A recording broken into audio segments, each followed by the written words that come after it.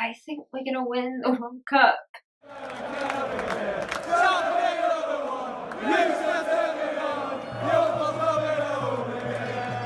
Hi guys, welcome to Lion Thursdays. This is the first ever Lion Thursdays, and it's basically a weekly show every Thursday where I chat about England updates and England news. Before I start, I just want to apologise for the quality of this video. The lighting's so bad because it's currently 20 to 1 in the morning. Yeah, my sleep pattern is the opposite way around at the moment. I really need to sort it out. And I have a microphone on order, but the one that I'm currently using is rubbish, so I really apologise for the audio quality. So the two main topics I'm going to cover today are the 25-man squad for the Euros. It's going to be announced next week, and I just want to talk about my predictions, injuries, and who I believe deserves their chance. And then I'm also going to talk about the Lionesses' success in the She Believes Cup and what that means for the World Cup coming, which I'm actually going to be going to, so it's exciting stuff. Yeah, so if you're interested in more Lion Thursdays, please subscribe because I'll be uploading every single Thursday, fingers crossed. So Southgate's going to announce his 25-man squad next week on the 13th. I thought I would give my 25-man squad of who I think he'll pick and who I think he should pick, and then I can react to it when the announcement is made and see if I was right and if I was wrong. And also comment down below whether you think my predictions are correct, whether you think somebody else deserves a chance that I haven't included, whether you know about any injuries that I don't. So I've started with goalkeepers, obviously a good place to start, and I've got number 1 Pickford. I think that's a given. He's made quite a few mistakes this season. It hasn't been the best for him, but I still think he is our number 1. I think Pickford will be in our starting 11. I think he'll play every single qualifying game. For number 2, I've gone Butland. Still, I know he's a championship player, but I still think he's our second best keeper. And ultimately Pickford's still our number 1, so it doesn't really matter. Who our third choice keeper is a bit of a harder prediction. I've gone with Heaton. I know he's 32, I think, and he's not the future of England by any means. I do think he's our third best keeper, or even our second best keeper in England right now. But I could also maybe see Angus Gunn getting his opportunity in the squad this time round. He's played quite a few Premier League games now. He's been really good in some of them, and he's really, really popular in the England system. He's been playing at unders levels for years. So I can see Southgate putting him in the squad to give him sort of senior team experience now. But I do still think it's too early for him. Maybe for the Nations League, it will be a really good experience, like sort of tournament experience. But for now, for the Euros, we just need sort of a safe pair of hands if we have to go down to our third keeper, and I think that's Heaton. This is a position that I think will be a bit more hotly debated, and that is right back. I've gone Walker, who I think is still our best right back. I've gone Trent Alexander-Arnold, who I think is at the moment our second best. If he was fit, I'd have gone Joe Gomez, but because he's not, I'm still going to put Trippier in the team. I don't think Trippier has the performances in the Premier League this season to warrant a place in England's lineup. But I think in the summer he was so good, and based on the fitness levels of our other choices, I still think Trippier gets in the team. For our centre-backs, I've gone Stones. I think, again, Stones is our best centre-back all round. I think he's probably one of the most trustworthy members of the England team. Maguire, again, I would start Maguire when he's fit. And for my third, I've gone with Michael Keane. I've been insanely impressed by Michael Keane this season. He's surprised me so much because I thought he was terrible last season, and he's really struggled with a lot of injuries. But he's really back to his full self, and he's been incredible. And I think he's earned his space in the squad. So yeah, Maguire, Stones, Keane. Left back, I've gone Danny Rose. I think it's such a shame that Danny Rose wasn't fully fit for the World Cup, because I think on his day he's one of the best left backs in the world. I've also gone with Chilwell. I think Chilwell's been a really nice addition to the squad since the World Cup. I thought in the Croatia game he could have been better, but that's sort of the experience that you need at times, and I think he'll learn from that and get better. It's crazy to think he's only 21 years old. He's the same age as me.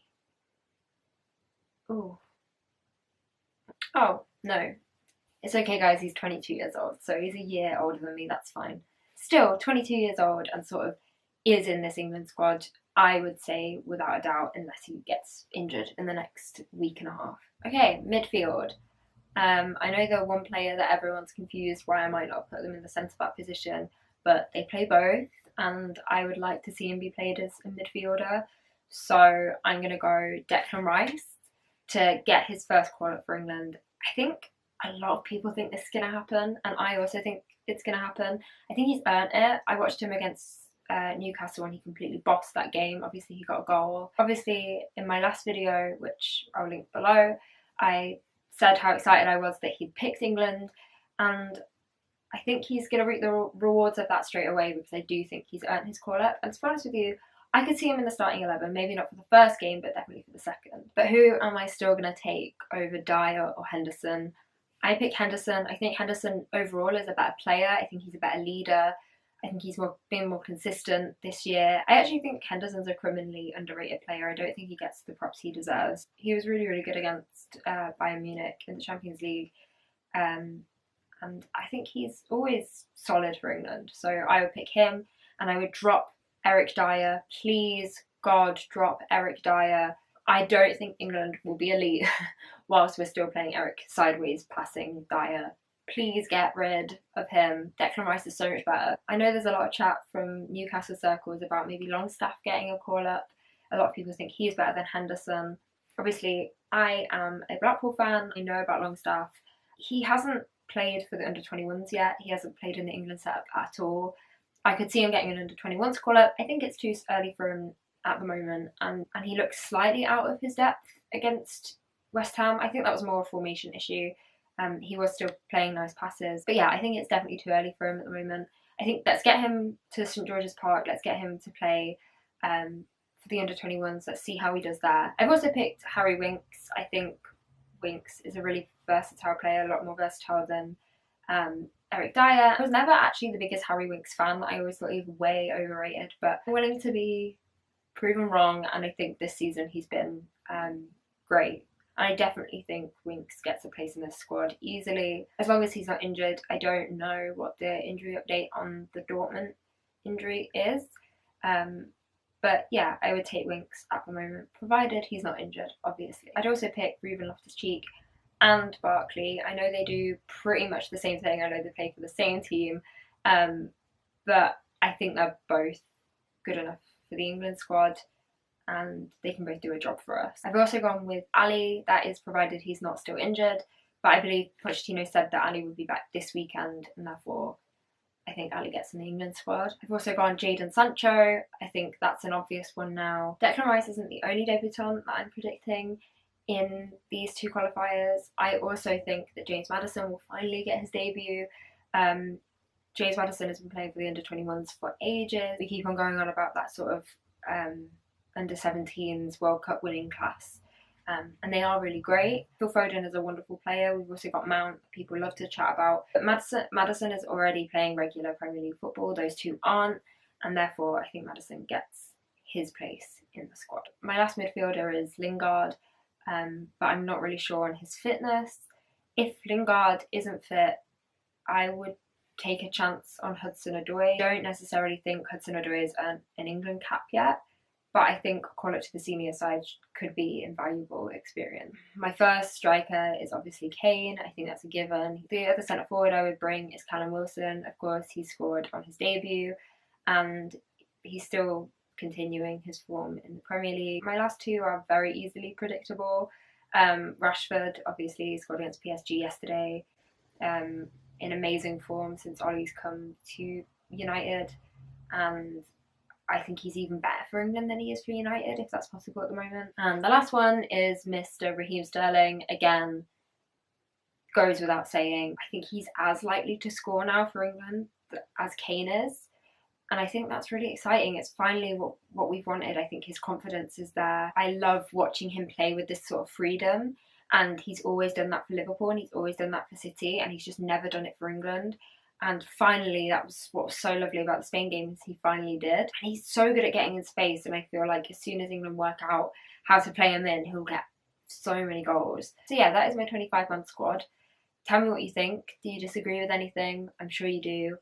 Tell me if you know anything about injuries that I don't. Maybe I've missed something. Maybe I've named a player that's broken his leg. I don't know.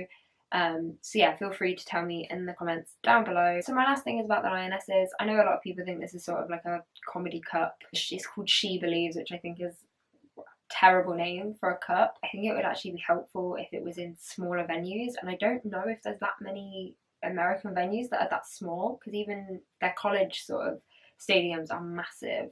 But it doesn't look great for the competition when it's played in front of nobody. But yeah, England won the cup, and they won really, really convincingly. They beat Brazil, they drew against the United States, and they were unlucky. I think they should have won the game.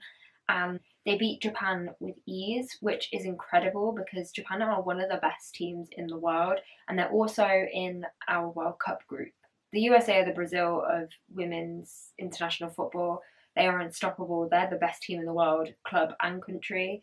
And to have drawn against them and played really well against them and nearly beaten them, that can only fill the confidence for the Lionesses. And I feel like similarly to the men, the FA have sort of just got it right with England now. The management, the way it's set up, the competitions they're involved in, the clubs that they play for. I think the league is really helping. The fact that United have now got a women's team, the fact that City invest so much money in their women's team, the fact that a lot of our players play for European clubs. I mean, they play for Lyon and Barcelona. These are some of the best female clubs in the world, and their best players are English. Don't know if it's coming home. I don't want to get carried away, but I think if we can take anything from the She Believes Cup, I think it shows that we are one of the favourites. I think we're going to win the World Cup. I mean, I hope we do. I'm going. I'm going to go to the Japan game in Nice and then hopefully travel around with them, provided they get out of the group, which we are favourites in, so we should do. And yeah, I think we've got a really exciting squad. It's a bit different to the England male squad. We've got a lot of sort of older players. Karen Carney scored against Japan. We have a lot of young players coming through, which are great, but I think like a lot of our players are like 25, 26 years old. So we've got a really good mix of sort of kids, people in their prime, and then senior people with experience. I think if there's a time for us to win it, it will be now. I really got into the She Believes Cup, which I wasn't actually expecting to, because in previous years I haven't really watched it. Maybe it's because it's a World Cup year, and maybe because it's because England are really good. What do you guys think? Do you think we'll win the World Cup? Do you think the USA will get themselves sort of sorted out a bit better? Do you think Japan will be harder in the group stages than they were in the Cup? So yeah, thank you for sitting through my first 3 Lion Thursdays. Again, I apologise for my cold, I apologise for my face, I apologise for the quality of the video, but if you sat all the way through it, thank you so much. Please subscribe, please like, please comment. I want any kind of feedback whatsoever, and if you ask any questions, my opinions on anything, I will answer it in next week's video. Right, wait. How do I stop?